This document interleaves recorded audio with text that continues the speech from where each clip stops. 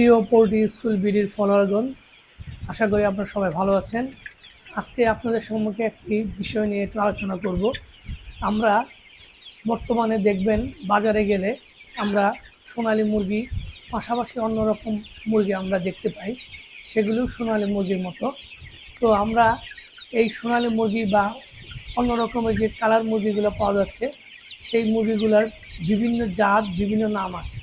সেটা কীভাবে আসলো সেই ব্যাপারে আপনাদেরকে একটু জানাবো। সাধারণত দেখা যায় আমরা বাজারে গেলে অনেকেই দেখবেন সোনালী মুরগি কিনতে গেলে আবার অন্যান্য কালার মুরগি আপনাদেরকে দিয়ে দিতে পারে। সেই জিনিসটা কীভাবে আসলো বা কী কী রকমের কালার মুরগি বাংলাদেশে পাওয়া যায় সেই সম্বন্ধে একটু আপনাদের সাথে আলোচনা করব, যাতে আপনাদের একটু নলেজও থাকলেও আপনারা বুঝতে পারলেন যে বাংলাদেশে কয় ধরনের মুরগি, কালার মুরগি পাওয়া যাচ্ছে বা সোনালি পাওয়া যাচ্ছে। সাধারণত দেখা গেছে যে প্রথম দিকে আমাদের দেশে দেশি মুরগির প্রচলনটা বেশি ছিল, মানুষ কম ছিল।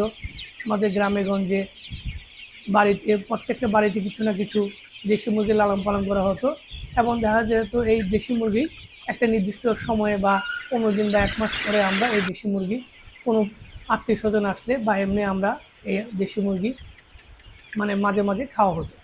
কিন্তু যখন মানুষের জনসংখ্যা বেড়ে যাওয়ার কারণে দেখা যাচ্ছে এই দেশি মুরগি পর্যাপ্ত কমে যাচ্ছে, দাম বেড়ে যাচ্ছে, তখন এর বিকল্প হিসাবে বাংলাদেশ জয়পুরহাটে পানি সম্পদ অধিদপ্তরের মাধ্যমে একটা জাত আবিষ্কার হয়, সেটার নাম হলো সোনালি। এই সোনালি মুরগিটা সাধারণত একটি ফাউমি নামে একটি ফিমেল এবং রোড আইল্যান্ড রেড নামে একজন মেলের সাথে ক্রস করার পরে যে মুরগিটা হয় সেটাই হলো সোনালী মুরগি। এই সোনালী মুরগি জয়পুরহাটে আমাদের একজন উপপরিচালক ছিলেন, যার নাম ছিল শাহনেওয়াজ ভাই। উনি এইটার সারা জয়পুরহাট এটাকে ছড়িয়ে দিয়েছিলেন, এবং এই পর থেকে সারা বাংলাদেশেই এই সোনালী মুরগির চাষ শুরু হয়েছিল। প্রায় 1996 থেকে 2000 সালের দিকে সারা বাংলাদেশে এটা ছড়িয়ে গেছিলো।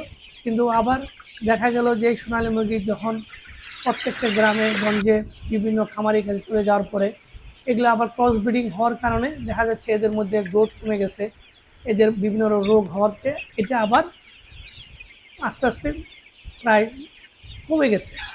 এই কমে যাওয়ার পরে চাহিদা, যেহেতু দেশি মুরগি কম, জনসংখ্যা বেড়ে গেছে, এর পরিপ্রেক্ষিতে আমাদের কালার মুরগিটাও কমে গেছে, এর পরিপ্রেক্ষিতে সোনালী মুরগিটা কমে গেছে।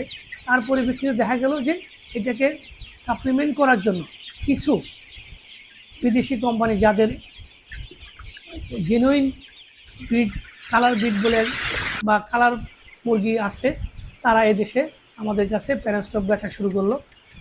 এবং এই বিভিন্ন রকম কালার বিদেশি কোম্পানিগুলা তারা আমাদের দেশে এই সোনালির স্বল্পতার কারণে এই কালার মুরগিগুলো এদেশে নিয়ে আসলো।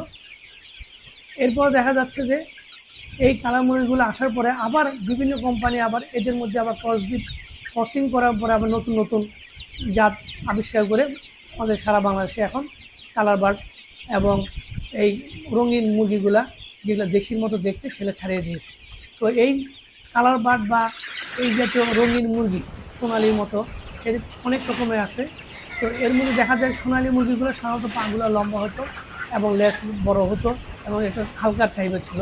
সাধারণত এগুলা অরিজিনাল সোনালি ক্লাসিক দেখা যায় 70 দিনে প্রায় 800-900 গ্রাম এরকম হতো। কিন্তু যেহেতু যুগের চাহিদা এবং মানুষের মুরগির চাহিদার জন্য বিদেশি কোম্পানিগুলোকে দেখা যাচ্ছে যে 45 দিনে তাদের 1 কেজি মুরগি করে দিচ্ছে, তাতে মানুষ খামারিরা দ্রুতই 45 দিনেই 1 কেজি পেয়ে যাচ্ছে, এবং খামারিরা লাভবান হচ্ছে এবং ভোক্তারা অল্পতেই এই মুরগিগুলা সহজেই কিছু কম পয়সা কিনতে পারছে।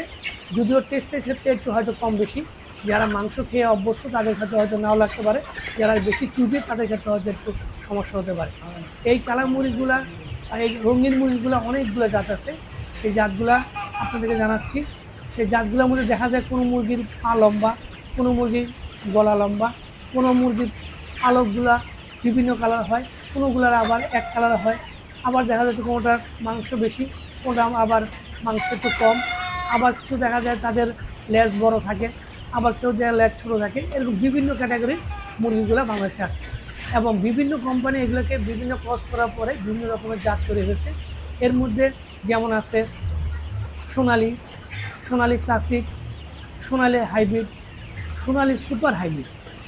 এছাড়া কালার বার্ডের মধ্যে আছে colour premium, colour king, colour দেশি প্লাস, এরপর আছে শাশুলি, বনরাজ, টাইগার, এই যেহেতু বিভিন্ন নামে আমাদের সেই মুরগিগুলো আছে। তবে যেটাই হোক, এই মুরগিটা আসাতে আমাদের একটা বড় ধরনের যোগান হয়েছে এবং আমরা কালার মুরগি খেতে পাচ্ছি এবং আমাদের প্রোটিনের চাহিদা পূরণ হচ্ছে। তো আপনাদেরকে আজকে এই জিনিসটা নিয়ে আলোচনা করলাম যে আসলে এই যে বাজারে যে আমরা বিভিন্ন রকমের মুরগি দেখি, এগুলো বিভিন্ন ক্যাটাগরি, তবে সবগুলোই কাছাকাছি। কোনোটা দেখা যায় ৪৫ দিনে ১ কেজি হয়, কোনোটা ৫০ দিনে, কোনোটা ৬০ দিনে। এখন যে যতটা বেশি দিন রাখবে তার মাংসের টেস্টটা তত একটু বেশি হয়, এটি মূল কারণ। তাছাড়া তেমন কোনো ভেদাভেদ নেই, মোটামুটি খেতে সবগুলো সুস্বাদু। সবাইকে ধন্যবাদ। আপনাদের কোনো কিছু মতামত জানার থাকলে আমাকে মেসেজ করবেন, আমি উত্তর দেওয়ার চেষ্টা করব। আসসালামু আলাইকুম।